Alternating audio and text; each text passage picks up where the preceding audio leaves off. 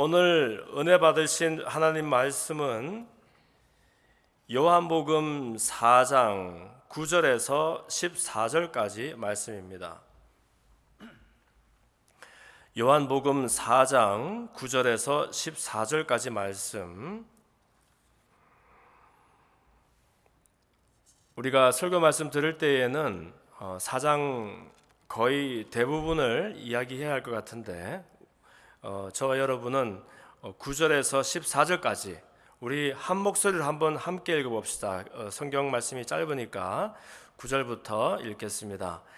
사마리아 여자가 이르되 당신은 유대인으로서 어찌하여 사마리아 여자인 나에게 물을 달라 하나이까 하니 이는 유대인이 사마리아인과 상종하지 아니함이더라.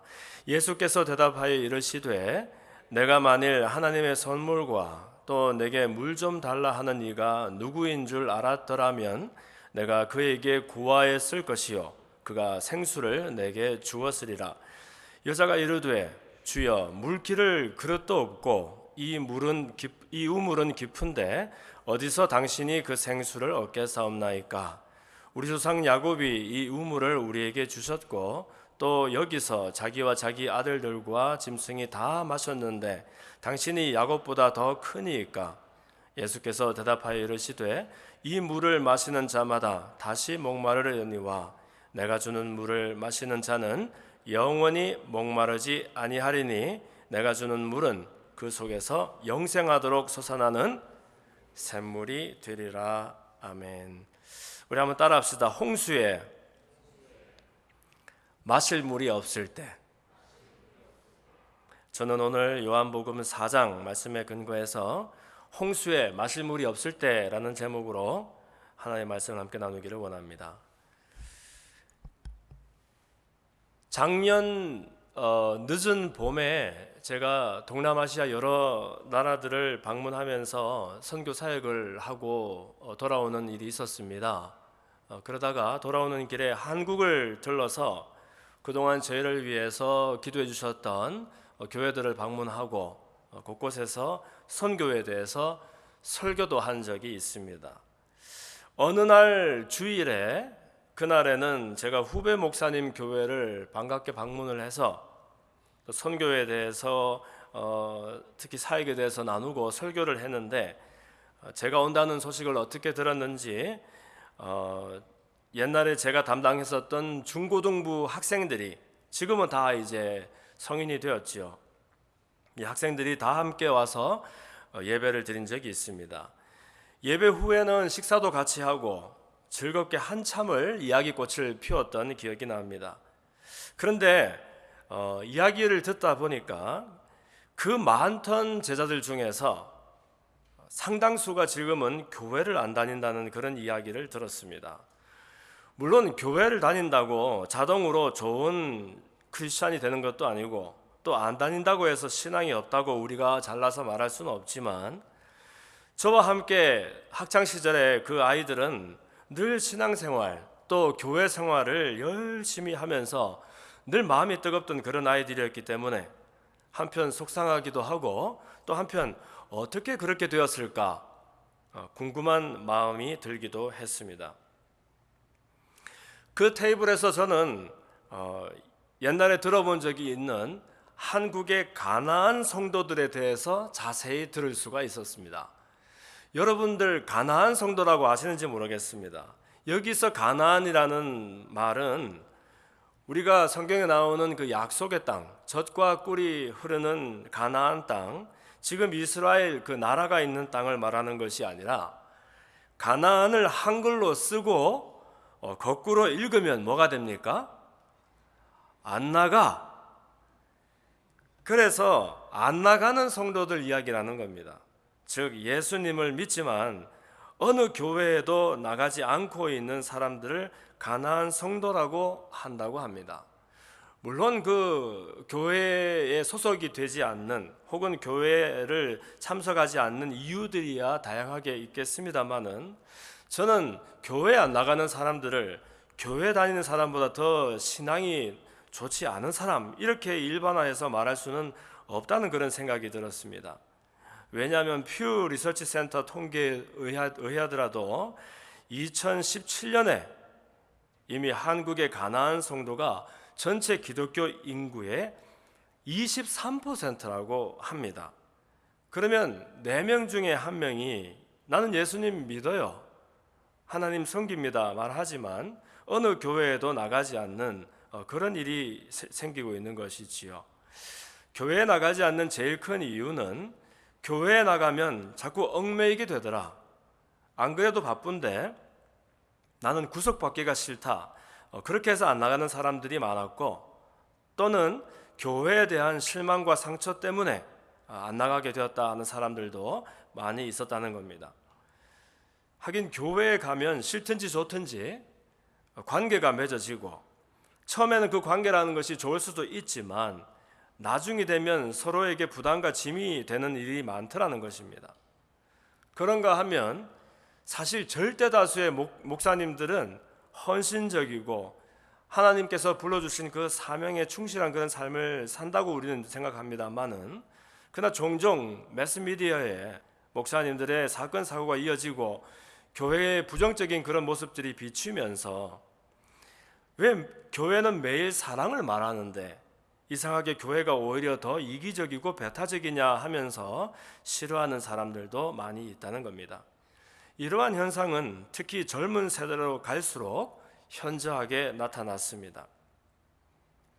근데 여러분, 저는 이 문제보다 더 저를 충격에 빠뜨린 그 내용이 있습니다. 다름 아니라 한국 교회는 어떤 문제를 만나면 항상 먼저 그 현상에 집착을 한다는 것입니다. 문제 그 자체를 쳐다보면서 그 문제가 왜 생겼느냐 하는 것보다는 어떻게 하면 그 현상을 고칠 수 있을까를 생각한다는 것이죠. 주일학교에 어느새부터인가, 벌써 오래전 이제 이야기가 되겠지요. 한국에는 주일학교 아이들이 떠나고 없답니다. 그래서 어떤 목사님들이나 신학자들은 뒷문을 닫아라라는 그런 책을 쓰면서 운동을 벌이기도 했습니다. 요점은 주일학교를 더 재밌게 만들어서 아이들을 붙잡아 두라는 것입니다. 또 요즘 개인주의와 물질 만능주의에 사로잡혀 있는 이 세대에 기독교의 인구가 자꾸 줄어드니까 전도 폭발이다, 고구마 전도다, 노방 전도다, 이런 전도 프로그램을 실천하기도 하고, 또 우리도 목장이 있습니다만 목장이나 순모임 같은 그런 소그룹 운동을 시도해 보기도 합니다. 그런가 하면 큐티나 다양한 양육 프로그램들을 언급하면서 어떻게 해서든지 이 줄어가는 교인의 숫자를 한번 막아보고자 특약 처방을 찾고 있다는 것입니다. 이런 모든 프로그램들은 참 좋은 것들입니다. 그런데 이 이야기들은 우리의 좋았던 과거로 돌아가자는 그런 이야기로 들립니다. 이런 프로그램들 어느 것 하나 나쁜 것은 없습니다만, 그러나 근본적으로 교회는 무엇을 하는 곳인지, 교회는 왜 가야 하는지, 그리고 교회는 왜 늘 계속해서 숫자가 늘어야만 하는 곳인지, 이런 근본적인 질문들을 던지는 사람들은 많지 않은 것 같습니다. 저는 그날 저녁에 늦게까지 이어졌었던 저의 제자들과의 대화, 그들의 진지한 얼굴로 말했던 그 이야기들을 잊을 수가 없습니다. 그 중에서 한 아이가 지금은 이제 벌써 자기 사업도 하고 성인이 되었습니다. 목사님, 저희 젊은 크리스찬들이 교회를 떠나는 것이 꼭 저희가 신앙이 없어서, 너무 세상 일로 바빠서, 아니면 사소한 시험에 들어서 그런 것만은 아닙니다. 저희라고 하나님 없어도 살 수 있다고 하겠습니까? 저희라고 하나님 떠나서 살자고 그렇게 말하는 것이겠습니까? 저희라고 영적인 배고픔과 목마름이 없겠습니까? 저희도 목사님 늘 저희들 어릴 때에 가르쳐 주셨던 것처럼 우리가 대체 어디서 왔는지, 왜 사는지, 어디로 가는지 늘 스스로에게 물어보면서 삶의 의미를 찾기 위해서 노력한다라고 말하던 것입니다. 그런데 그 친구들 말이, 눈을 씻고 찾아봐도 그런데 목사님, 진짜 교회, 우리의 질문에 대답해 줄 수 있는 교회. 목사님은 저희들 어릴 때 날마다 예수님이 우리에게 진정한 해답이 되신다고 말씀하셨는데 우리에게 대답을 들려주는 교회들이 찾아보기 어렵습니다. 차라리 자기 개발서를 그 책을 읽거나 유튜브를 틀어서 상처 치유 세미나를 듣는 것이 나지 진짜 복음을 이야기하는 교회가 요즘은 참 드뭅니다. 이런 얘기를 하는 것을 들었습니다. 한마디로 교회는 지천에 널려 있는데 정작 그들이 찾던 진짜 교회는 드물었다는 고백입니다. 이것은 마치 홍수로 온 세상이 물바다가 되었는데 정작 사람 마실 만한 깨끗한 물이 없어서 목말라 죽어가고 있는 현상과도 진배 없다는 것입니다. 사람은 잃어버린 원래 모습의 그림자가 우리 속에 남아 있습니다.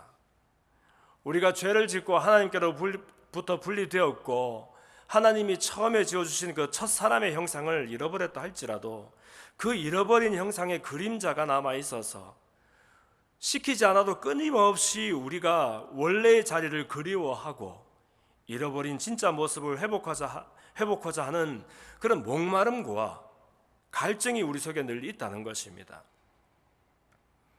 이 모든 것은 하나님과의 분리, 원래 사람, 원래 나와의 분리, 그래서 진정한 행복으로부터 분리된 사람이 지금도 끝없는 관계 속에서 나도 모르게 자꾸 담을 치면서 살아갈 수밖에 없는 그런 외롭고 슬픈 존재가 되고 만 것입니다. 사실 예수 그리스도의 오심은 우리가 외로울 때 위로하시고 가난과 굶주림에 있을 때 우리를 먹이시고 치료하시고 그리고 우리가 풍성한 삶을 살기 위해서 그렇게 물론 그런 일들도 우리에게 선물로 주시는 그런 분이시지만 사실 그분의 진짜 오심은 이 근본적인 문제, 사람이 사람 되지 못하여 스스로 해결할 수 없는 이 죄와 분리의 문제를 스스로 해결하지 못하여 전전긍긍하고 있을 때 이 근본적인 문제를 해결해 주시기 위해서 오셨던 것입니다. 그러니 숨을 쉬고 밥을 먹으니까 다 살아있는 것처럼 보이지만 그러나 사실은 진짜 생명, 원래의 생명을 잃어버린 채 마치 영화에 나오는 좀비 마냥 그렇게 살아가는 사람들에게 하나님은 여전히 그분의 생기를 다시 불어넣어 주셔서 요한복음 10장 10절에 나오는 것처럼 생명을 얻되 더 풍성하게 얻게 하시려고 우리들에게 오셨다는 것입니다. 그래서 마태복음 11장 26절 이하의 말씀에는 늘 우리에게 큰 소망을 주지 않습니까? 수고하고 무거운 짐진 자들아 다 내게로 와라. 내가 너희를 쉬게 하리라. 나는 마음이 온유하고 겸손하니 내게로 와서 내게 배우라. 내 멍에를 메고 내게 배우라. 그리하면 너희는 마음의 쉼을 얻겠다. 이는 내 멍에는 쉽고 내 짐은 가벼움이라고 말씀하셨던 겁니다. 그러므로 여러분, 이 교회라는 곳은 그냥 좋은 사람들, 착한 사람들끼리 모여서 서로 사랑으로 돕고 좀 더 나은 사람, 착한 사람 되도록 그런 즐거움을 맛보고 좋은 일에 같이 힘을 쓰는 그런 모임이 아니라는 겁니다. 오히려 찢기고 상한 외로운 사람들이 각자의 연약함을 가지고 만나서 그 연약함을 서로 부비면서 우리 속에 잃어버렸던 그 생명의 불씨를 한번 지펴보겠다고 하는 곳이 교회라는 것입니다. 어떻게 보면 이미 온전한 사람, 이미 강한 사람은 오히려 덜 요긴한 사람일지도 모릅니다. 그 사람이 잘못된 것이 있어서가 아니라 건강한 사람에게 병원이 필요 없는 것과 같은 이야기입니다.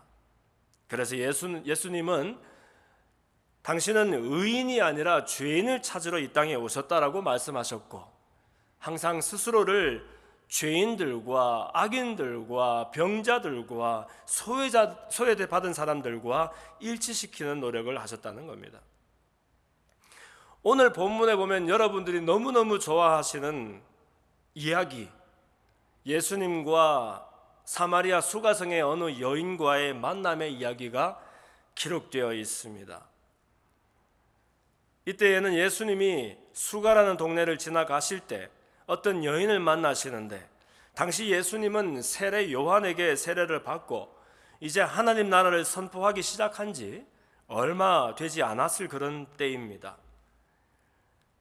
1절부터 우리가 한 절씩 살펴보면 예수께서 제자를 삼고 세례를 베푸시는 것이 요한보다 많다 하는 말을 바리새인들이 들은 줄을 주께서 아신지라.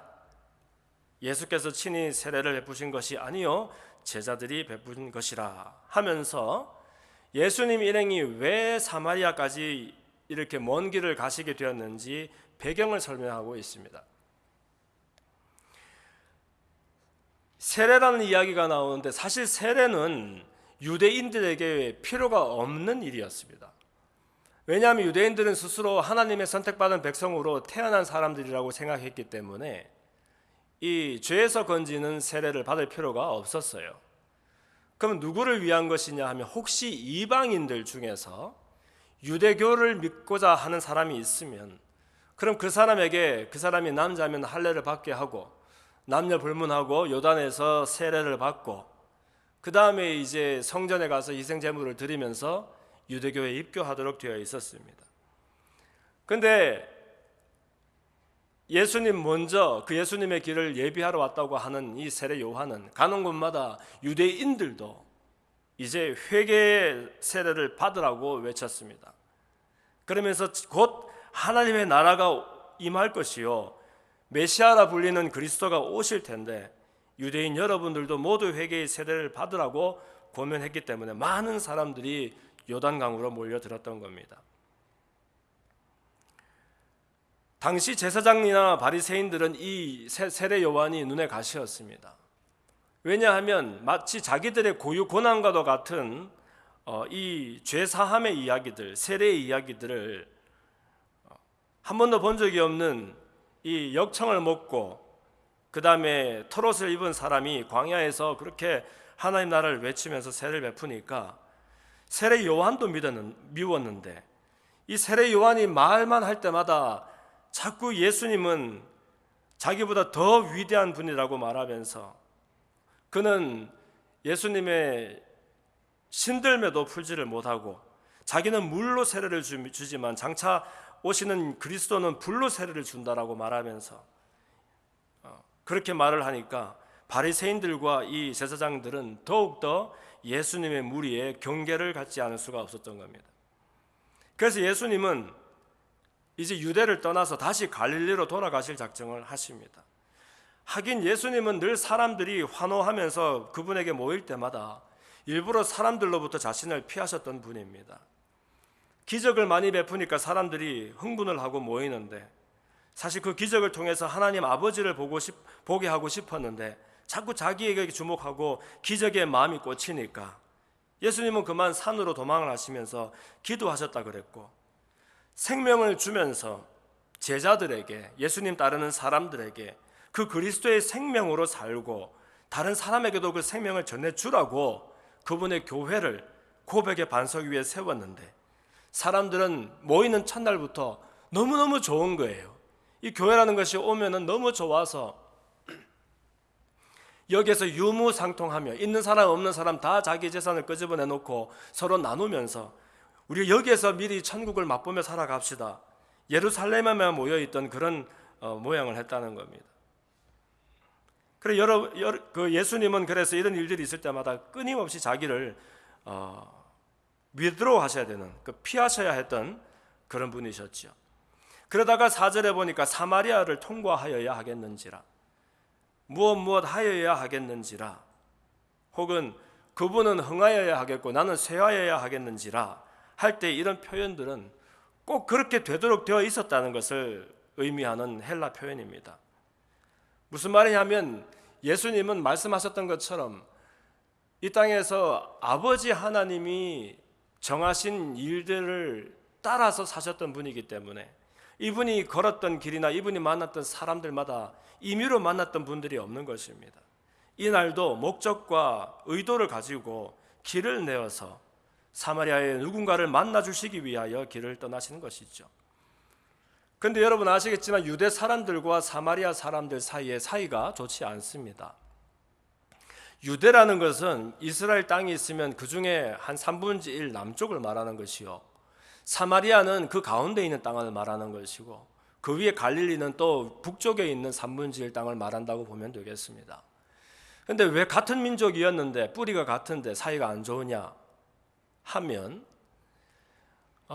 솔로몬 이후에 두 왕국으로 쪼개지고 남쪽 왕조와 북쪽 왕조가 각각 다른 나라에 멸망을 당하게 됐지요. 그래서 북쪽을 삼켰던 것이 아수르라는 나라입니다. 그리고 이 아수르는 북쪽의 북이스라엘 왕국을 삼키고는 많은 사람들을 포로로 끌고 갔을 뿐만이 아니라 자기 아시리안 사람들을 또 그 사마리아 땅에 보내어서 이주 정책을 펼치게 됩니다. 마치 중국이 저기 서쪽 지방에 있는 위구르라든지 티베트 지방에 많은 한족을 보내어서 이주 정책을 벌였던 것처럼 그렇게 하다 보니까 이제 거기에서 아수르인과의 혼혈이 많이 생기고 사실은 나라와 민족이 그들을 지켜주지 못했기 때문에 생겼는 비극인데 오히려 순혈주의를 고집하는 유대인들에게 사마리아인들은 혐오와 경멸의 대상이 되고 만 것입니다. 그래서 유대 사람들이 사마리아 땅으로 잘 가지 않습니다. 심지어 성전이 예루살렘에 있는데 사마리아 사람들이 예루살렘 그 유대 땅으로 올 수가 없으니까 그런데 예배는 계속 드려야 되겠고 해서 그 사마리아 땅에 있는 세겜이라는 곳에 근심산에다가 그들만의 성소를 따로 세워놓고서 그렇게 따로 같은 하나님을 예배했던 그런 비극이 있었다는 것이죠. 그런데 이날도 예수님 일행은 강을 2번 건너면 되지요. 예루살렘과 베들레헴으로부터 요단강을 건너고 그렇게 해서 거기서 북쪽으로 올라간 다음에 다시 요단강을 서쪽으로 건너서 원하는 갈릴리 땅으로 가면 되는 일인데 그러나 어찌된 영문인지 예수님은 사마리아를 질러서 가기로 결정을 하십니다. 어느 날인가 6시라 그러면은 하루의 시작은 6시, 새벽 6시 시작이 되니까 오늘날로 12시 정오가 됩니다. 때학볕이 따가운 그 더운 날 수가라는 그런 마을에 당도하게 되고 피곤하고 시장하여 예수님의 제자들은 마을에 양식을 얻으러 가게 됩니다.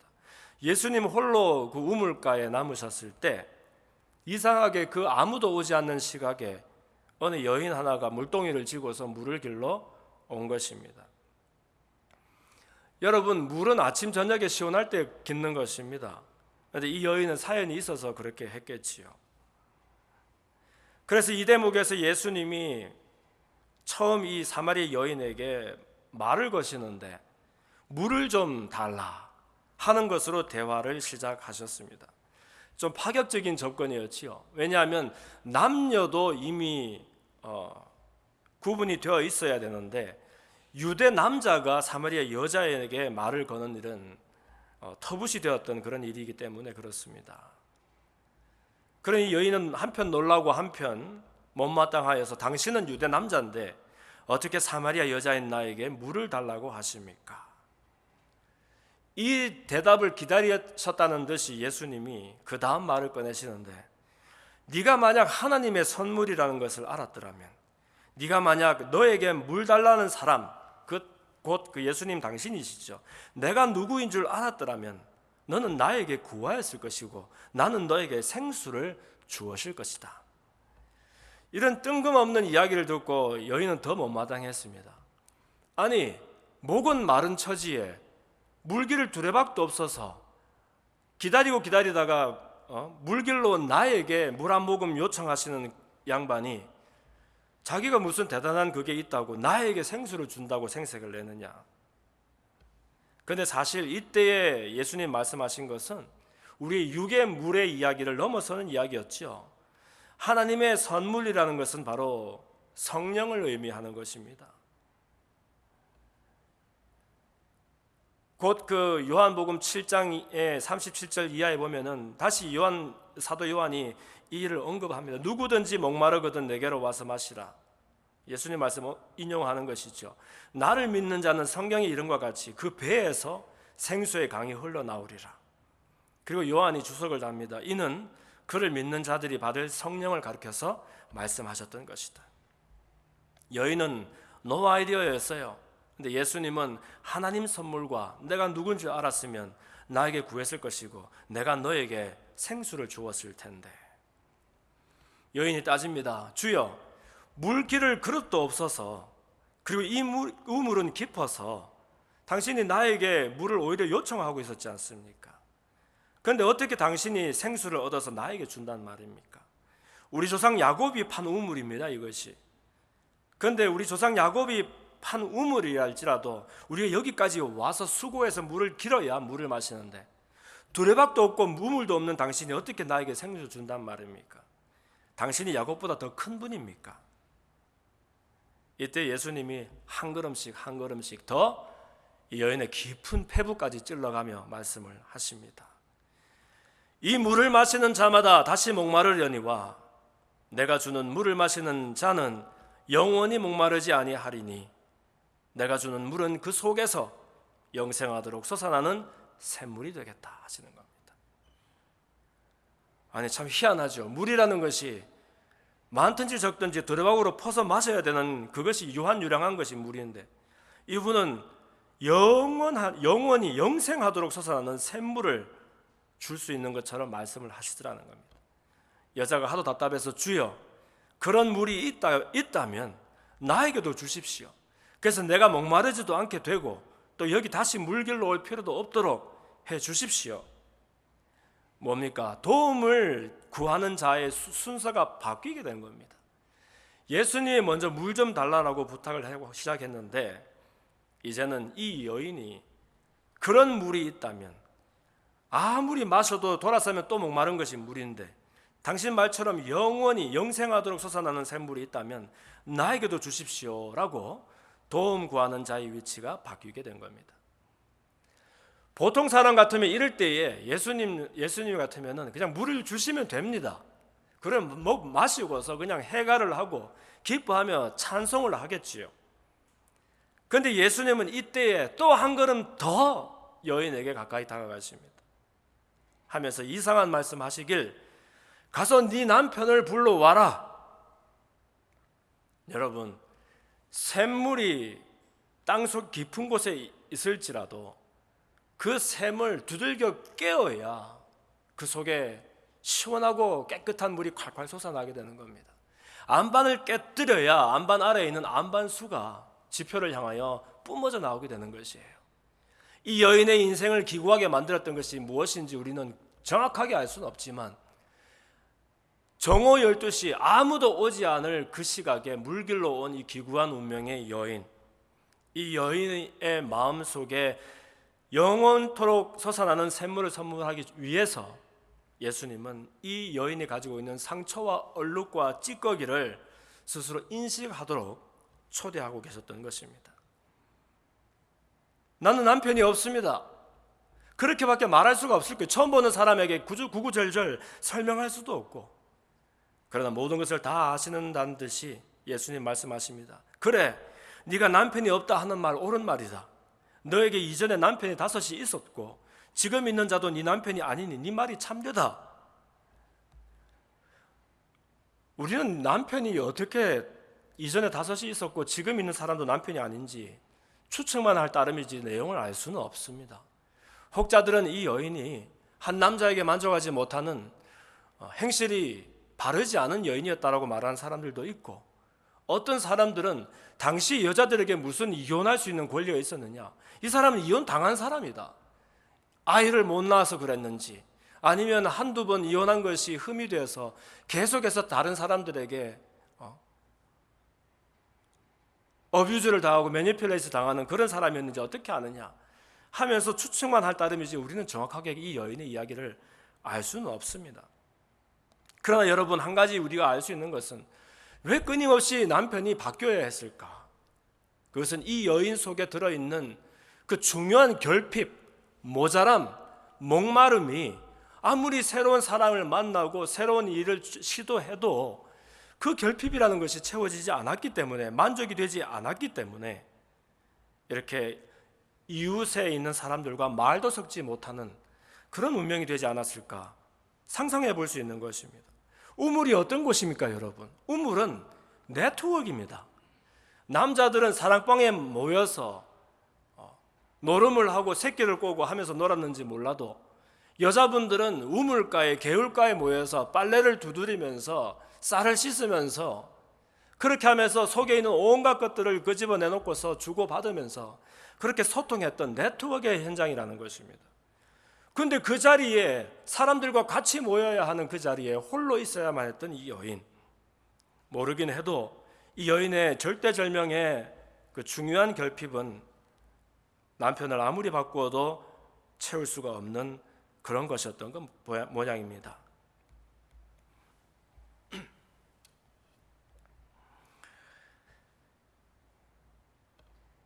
사람은 타락 이후에 결핍 속에서 살아갑니다. 잃어버린 형상을 찾으려는 열정은 여전히 남아있기 때문에 끊임없이 무언가를 추구합니다. 즐거움도 추구하고 돈과 명예와 쾌락과 소유와 지식과 권력과 온갖 것을 추구합니다마는 그러나 구하는 것마다 손에 잡힐 때 잠시 즐거움을 주지 금방 돌아서면 이 휘발성이 강해서 잠시 지나고 나면 공허만 남는다는 겁니다. 그래서 다시 이 공허함 때문에 처음으로 돌아가는데 그것이 또 다른 결핍입니다. 악순환이지요. 이것은 우리 속에 견고한 뿌리가 없어서 그렇게 되는 일입니다. 생텍쥐베리가 썼었던 어린 왕자에 보면 이런 이야기가 나옵니다. 어린 왕자가 사막을 걷다가 꽃잎이 3개인가 있는 그런 꽃을 만났지요. 야, 너 사람을 만난 적이 있느냐 물어보니까 꽃이 옛날에 지나가는 사람들은 본 적이 있어. 그러나 그 사람들 다시 돌아오지는 않았어. 아마 사람은 바람 따라 돌아다니는 존재인가 봐. 사람은 우리처럼 뿌리가 있는 존재가 아닌가 봐. 아마 그래서 뿌리가 없어서 불편한 존재인가 봐 라고 꽃이 말을 했다는 겁니다. 이때 뿌리가 없다는 것은, 뿌리 내리지 못했다는 것은 진정한 안식이 없다는 겁니다. 수고하고 무거운 자라는 것이, 우리가 무슨 수고를 합니까 여러분? 요즘처럼 이렇게 살기 좋은 시절이 어디에 있습니까? 그러나 우리의 영혼은 바싹 마르고 배가 고파서 늘 줄이고 목마른 가운데 있다는 겁니다. 왜 그렇습니까? 어디를 가보아도 즐거움은 잠시요, 늘 공허와 또 허탄한 것에 빠지기 쉬운데 그것은 우리가 뿌리 내릴 만한 진정한 생명을 얻지 못해서 그렇게 된다는 것입니다. 뿌리를 내리면 돌아다닐 필요가 없습니다. 아니, 돌아다닐 수도 없습니다. 여러분 아시는 식물 중에서 뿌리 내리고서 어디론가 막 여행을 떠나는 그런 식물이 있습니까? 이처럼 돌아다닐 필요도 없고 늘 생명이 충만하게 되는 것이 뿌리 내린 것들의 특징입니다. 그리스도의 생명의 뿌리를 내리고 그분의 생명으로 살고 그 생명을 나누고 전할 때 비로소 우리의 삶에는 꽃이 피고 결핍이 채워지며 만족이 되는 것입니다. 그래서 19절에 보니까 여인이 드디어 이 유대 남자의 정체를 하나씩 알아가기 시작합니다. 처음에는 당신이 그랬다가 그 다음에 주여, 사실 주여라는 것은 쿠리오스라는 것은 남자를 이렇게 존칭으로 부르는 그런 표현이지 주님을 말하는 것은 아닙니다. 그러다가 19절에서 주여 내가 보니 당신은 선지자로소이다. 우리 조상들은 이 산에서 예배했는데 당신들 말은 예배할 곳이 예루살렘에 있다 하더이다. 갑자기 예배 쪽으로 껑충 그냥 뛰어버리죠. 이야기 화두가. 이것은 이 여인이 뭔가 속에 있는 것을 강하게 예수님께서 부딪혀 주셨는데 그 정체는 알지 못하고 이제 조금씩 중요한 의미들을 더듬어가며 예수님과 대화를 하고 있는 겁니다. 유대 사람들은 예루살렘에서, 사마리아 사람들은 그리심산에 있는 성소에서 하나님을 예배하는데 이 여인 질문이 우리는 그럼 어디서 예배를 드립니까? 하는 그런 것입니다. 여인은 예배의 장소를 지금 묻고 있습니다. 그런데 예수님은 대답하시기를 여자의 내 말을 믿으라. 이 산도 말고 예루살렘도 말고 너희가 아버지께 예배할 때가 이르리라. 너희는 알지 못하는 것을 예배하고 우리는 아는 것을 예배하노니 이는 구원이 유대인에게서 남이라. 아버지께 참되게 예배하는 자는 영과 진리로 예배할 때가 오나니 곧 이때라라고 말씀하십니다. 여인은 예배의 장소를 물을 때 예수님은 예배의 때를 말씀해 주십니다. 저는 개역 개정 성경이 아직도 좀 덜 익숙한데 옛날에 암송하던 옛날 책이 더 익숙하긴 한데, 이 개역 개정 성경이 제일 잘 번역을 했던 부분이 있다라면 이 영과 진리로 예배할 때가 원하니 하는 그런 부분인 것 같아요. 왜냐하면 이전에 신령과 진정으로 예배한다 그랬을 때에 신령과 진정이라는 것은 뭔가 우리가 최선을 다해서 열심히 그냥 속에 있는 가장 거룩한 곳으로 이렇게 하나님을 예배하는 그런 이미지가 떠오르지 않습니까? 근데 여기서 영과 진리로 하는 것은 이 영 곧 하나님의 영 성령을 말하는 것입니다.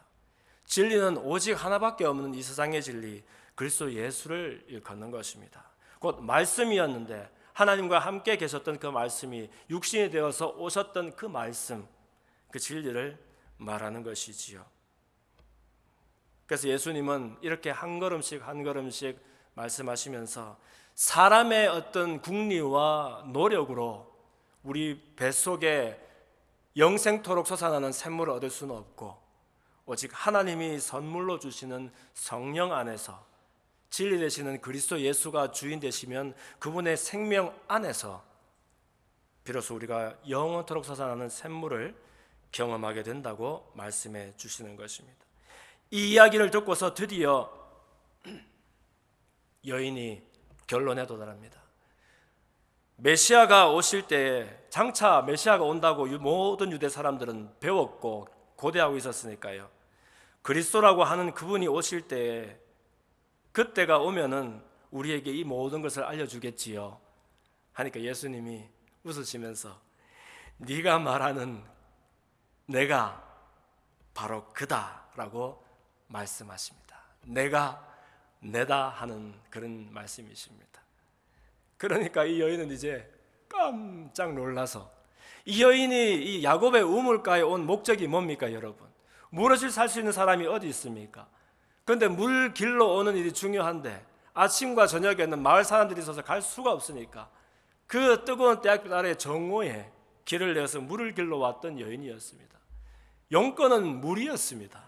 그런데 이 여인이 물동이를 던져두고 마을로 뛰어가게 됩니다. 물동이를 버려두었다는 것은 이제 이 여인에게 마시는 이 물보다 더 가치 있는 무언가를 발견하게 되었기 때문에 그렇습니다. 그리고서는 동네 사람들에게 달려가서 외칩니다. 아니 동네 사람들하고 말도 섞지 않던 사람이었지 않습니까? 그런데 사람들에게 나에게 행한 모든 일을 나에게 말해주는 이 사람을 한번 와서 보라. 여러분 다른 사람들이 모를 때는 여전히 감추고 숨길 것이 남아 있습니다. 그런데 모든 사람들이 내가 숨기고 싶은 그 이야기를 다 알고 난 다음에는 더 이상 숨길 필요도 없고 숨길 수도 없습니다. 이 여인이 자기의 과거의 그 우울하고 비참했던 그 이야기들, 누구에게도 알리고 싶지 않았던 이야기를 처음 보는 사람이 자기 얘기를 속속들이 알고 있을 뿐만 아니라 해결책까지 제시해 주시는 이분, 이 사람은 곧 그리스도가 아니면 무엇이겠느냐 하면서 마을 사람들에게 흥분이 되어서 소개를 하게 된 겁니다. 여러분, 이 사마리아 여인이 바로 이 앞에 3장에 나오는 많이 배우고 높은 관직에 있었던 니고데모보다도 더 많은 사람들에게 복음을 전하고 예수님을 소개했다는 거 여러분 아십니까? 많은 남편들을 바꾸어 보았고 귀관 운명을 살았던 그런 여인이었지만 그러나 이제는 더 이상 마시면 돌아서서 또 목마르는 그런 물에 연연하지 않고 아예 그 물이 샘물이 되어서 자기 뱃속에 자리를 하고 영생토록 솟아나는 샘물을 선물 받은 이 사람으로서 그 기쁨을 견디지 못해서 만나면 돌아서 가야 될 그 이웃들에게 오히려 자기 발로 뛰어가서 세상에 알려주지도 않은 내 얘기를 다 알고 있고 내 인생에 해답을 던져주시는 이분, 그리스도가 아니면 할 수 없는 일을 하는 이분을 와서 보라라고 소개를 하고 있는 겁니다. 성령은 이처럼 시공을 초월하여서 우리와 동행하시는 그리스도, 또 성령의 역사는 막힌 담을 허시는 역사가 됩니다. 사실 예수님이 첫 보혜사였었지요. 그러나 팔레스타인 땅에 2000여 년 전에 시간과 공간에 매여서 오셨던 그분이 이제는 죽으시고 부활하시고 승천하셔서 또 다른 보혜사로 자기를 보내어 주시는데 지금은 우리가 그분과 시간과 공간을 초월하여 우리 안에 내재 임재하시는 성령님으로 통하여 여전히 내 생명이 아닌 그리스도의 진짜 생명으로 살아갈 수 있는 귀한 특권을 주신다는 겁니다. 그리고 이 성령의 역사는 다른 것이 아니라 막힌 모든 것들을 허물어뜨리는 그런 역사입니다. 하나님과 사람 사이에, 사람과 사람 사이에 막혔던 것들을 허물어뜨리는 역사. 오순절 마가의 다락방에서 성령 세례를 받았을 때 그 많은 곳에서 왔었던 외국인들이 120명의 성도들이 기도하는 것을 듣고서 어떻게 자기 말로 다 알아들을 수가 있었겠습니까? 그래서 언어의 다름과 언어의 장애와 막힌 담들을 넘어서서 소통하고 연결되는 놀라운 축복을 경험하게 된 것이죠. 예수님이 늘 이 학자들과 자기를 동일시하셨던 것을 보십시오. 이 여인의 아픔과 자기를 동일시하시는 예수님, 목이 마르신 예수님, 우셨던 예수님, 시장하셨던 예수님, 골고다 언덕에서는 내가 괴로워서 죽게 되었다라고 고백하셨던 예수님, 그리고 사람이 연약함 중에서 가장 연약한 것인 죽음을 직접 감당하시면서 그분의 연약함으로 우리에게 영원한 생명을 주시기로 작정하셨던 그분. 그런 것을 보면 여러분, 사람의 강함은 우리를 잃어버린 자리로 돌아가는데 도움을 줄 수 없습니다. 오직 연약함만이 우리에게 공감의 능력을 주고 우리 연약함만이 진정한 치료의 길로 우리를 초대한다는 것입니다. 가끔 모자란 것이 없이 자라고 늘 모든 것이 풍요로웠고 필요하고 갖고 싶은 것마다 즉시로 얻을 수 있었던 그런 배경에서 자랐던 분들이, 그분들이 나빠서가 아니라 다른 사람들의 어려움과 상처와 아픔을 이해하는 이 공감 능력이 떨어지는 것을 볼 수가 있습니다. 그것은 그분들의 잘못이 아니라 그분들이 아프고 연약하고 찍히고 상처지는 일들을 많이 경험해 보지 못했기 때문에 다른 사람들의 상처와 아픔을 이해할 수 있는 그런 능력이 제한되는 것입니다. 예수님이 하나님의 아들이시고 하나님 본인이신 예수님, 이 땅에 오셔서 그냥 천국을 선포하고 많은 사람들에게 죄로부터 용서를 선물하고 그렇게 해서 다시금 신분을 새로 회복시켜주는 그런 일을 한 번에 하실 수 있는 그런 분이, 그런데 왜 일부러 가장 연약한 모습 어린 아기로 오셔서 모든 오해와 고초와 서러움을 다 경험하시고 극악무도한 죄인들만 경험한다는 그 십자가에 매달리시기까지 그런 고초의 삶을 사셔야 했던 것일까요? 그것은 그분이 가장 연약한 모습을 몸소 체휼이라는 것은 몸으로 실제 경험하는 것을 말합니다. 체휼하셔야 그분의 사랑이 우리 속에 마음의 세계적인 그런 비석처럼 세워질 수 있고 그분의 은총이 비로소 우리의 삶의 의미가, 진짜 의미가 될 수 있기 때문에 그렇다라는 것입니다.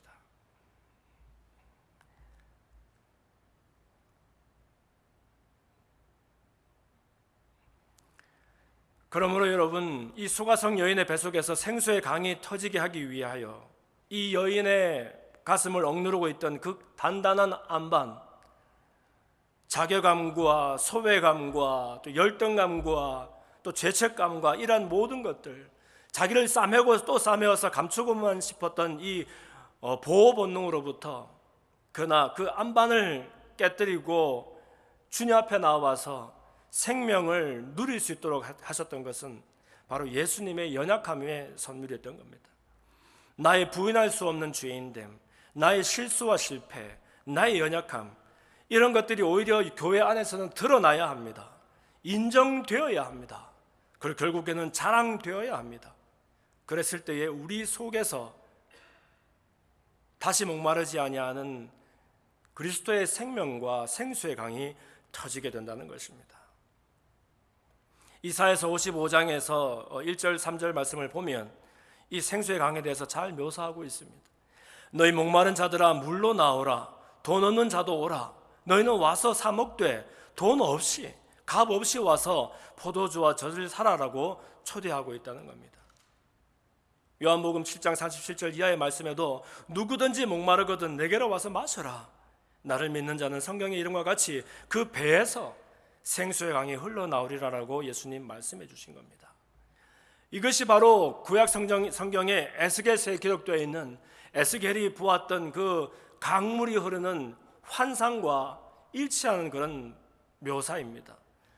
에스겔이 어느 날인가 북문으로 나가서 바깥길로 말미암아서 꺾어서 동쪽을 향해 보았더니 거기에 물이 그 우편에서 스며 나오더라는 것입니다. 그런데 이 물이 솟아나는 샘물이 끊임없이 솟아나오니까 점점점 더 많은 물을 이뤄나가는데 그 환상 속에 그 사람이 그리스도를 말하겠지요. 그 사람이 손에 줄을 잡고 동으로 나아가며 1,000척을 청량한 후에 나로 그 물을 건너게 하시니 물이 발목에 오르더니 다시 1,000척을 청량하고 나로 물을 건너게 하시는데 물이 이제는 무릎에 오르고 다시 1,000척을 청량하고 나를 물로 건너가게 하시는데 이제는 물이 허리에 오르고 다시 1,000척을 청량하고 나를 건너가게 하시는데 이제는 내가 몸을 던져서 헤엄치지 아니하면 건너갈 수가 없는 그런 큰 강이 되더라라고 말하고 있습니다.